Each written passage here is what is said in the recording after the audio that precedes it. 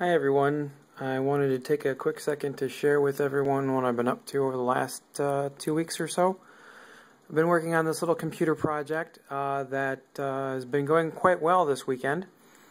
Well, first things first, I have this little microcontroller board, and for those of you that don't know, a microcontroller is just a little teeny computer. This board here is essentially that microchip in the center, and then all these extra bits on here are to just make sure that the board can power up, and then it provides a whole bunch of fun peripherals that you can access on these input-output pins, which you see I've already done. You can see that the ribbon cable comes over here to a bunch of lights, and I wrote a little program for those that we'll get to in a minute. I have a button here that serves as a little bit of input. And then right here is something I'm actually pretty proud of.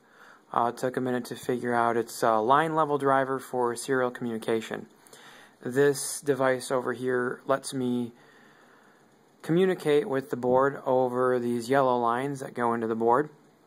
And then it comes into the prototype, and then out these green lines into this old school serial port, then down and into my computer. Now, these little microcontroller computer boards aren't really all that interesting until you actually can program them. So I'm going to load a new program on there from my computer, and we'll just get that started, and we'll see right away that the serial line light up, and we can see that the program loads. Now the program won't actually start until we reset the device, so we'll hit the reset button on that back switch, and the first thing we'll see is a boot up sequence and the light program that I wrote to do a little Knight Rider trick. So that'll cycle through, and then we'll see this particular code where what it's doing is outputting particular bytes in a particular pattern. I believe that that's the pattern that would equate to 2 million something or other.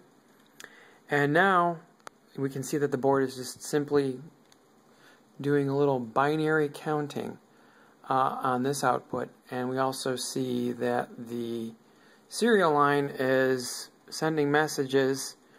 Green means that it's coming from the board, sending messages into the serial line and then into the computer. So we can actually come over to the computer here and take a quick look and see exactly what messages that this board is sending the computer. And we can see that the computer is just simply counting. If you were to actually compare the numbers that you see on the screen to the binary code on over here, we'd see that they would match.